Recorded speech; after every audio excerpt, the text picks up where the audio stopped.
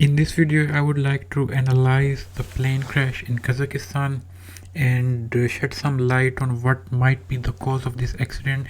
Again, as we speak right now, we don't know the exact cause, so this is just analysis of myself of what the cause might be of this unfortunate incident. So first of all, we will look as to what exactly happened and what might have caused this thing.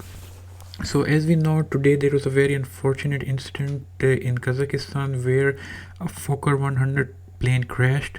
Around 12 people were killed and 12 were seriously injured. But luckily the other around 174 people survived totally fine, and now the investigation is ongoing as to what happened. So before going into what might have happened, I will just show you some videos which are circulating on internet about this crash, and it's interesting to see what happened. So here it is of the video. Это Bek Air. Да, вот он, Bek Air.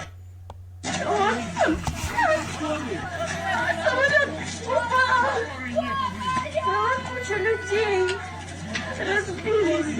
Это Bek Air. И не видно, вот он, Bek Air.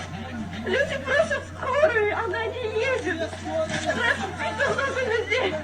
Много трупов уже. Многих спасли, вытащили, вот спасатели работают. Ужасно!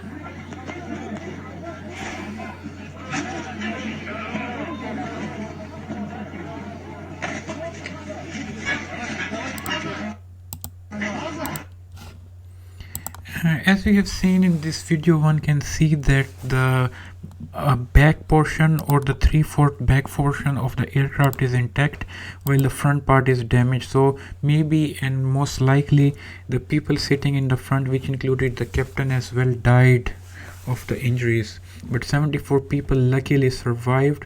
And in this video the woman is saying many people are dead, but some have be rescued as well, have to be rescued as well. So that's what she means.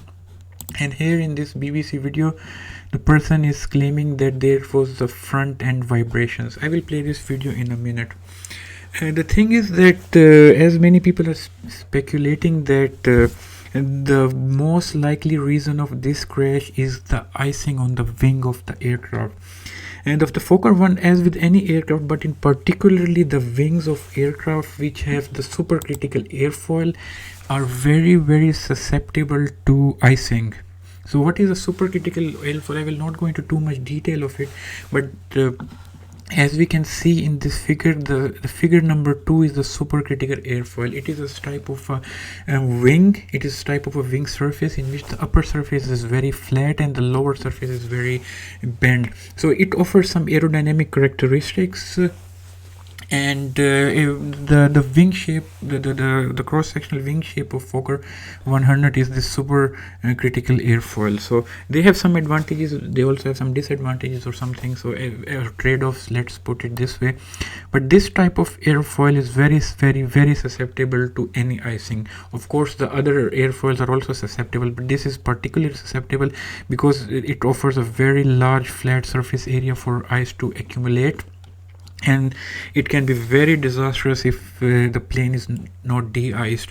So this icing is right now as we speak is considered as a chief culprit in this crash. Maybe we come to know later that it was due to engine failure or wrong flap setting by the crew, or maybe some other fault. We don't know. This is just a speculation or initial thought. Maybe I'm totally wrong and the crash is due to some other reasons. But if it's due to this, then unfortunately Fokker 100 wings are very susceptible, and this is the wing shape of Fokker 100 aircraft.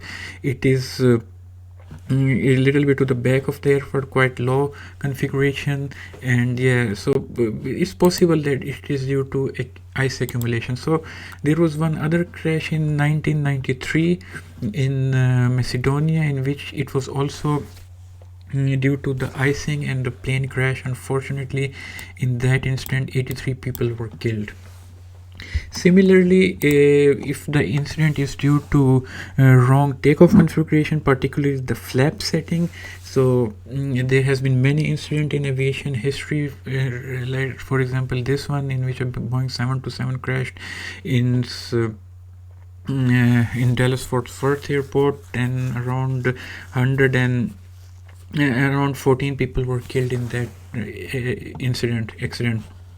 So yeah, so this is the ongoing development. I will now show you the video from the bbc.com in which the survivor is telling what he saw and what he felt. Let's look at this. So the plane hit the bridge shortly after takeoff. This is very important, and luckily there was no big fire. There was a lot of people would have been killed. The plane started swaying like a boat, very intensively. Then the whole plane started vibrating, especially the front end started vibrating very rigorously. Then, but at the same time, it continued taking the rising up. There was no like a sound. I mean, no, there was no instructions from the crew. Yeah, it was only sound of people panicking. I was sitting next to emergency exit, so I was sitting right on the lane of wings. So from the right side there was a emergency exit. So from emergency exit we escaped from emergency exit from the right wing. So, and you climbed out over the wing of the plane, is that right? Yeah. The wing was very slippery. Yeah, it was icy. Then we started helping out people who have been hurt. There were many already dead people and very hurt people. So we're starting to help them out. It was impossible to go into the plane because there was no inside of the plane because everything was outside. It was like smashed like this, and some and it was ugly. It was dark at the same time.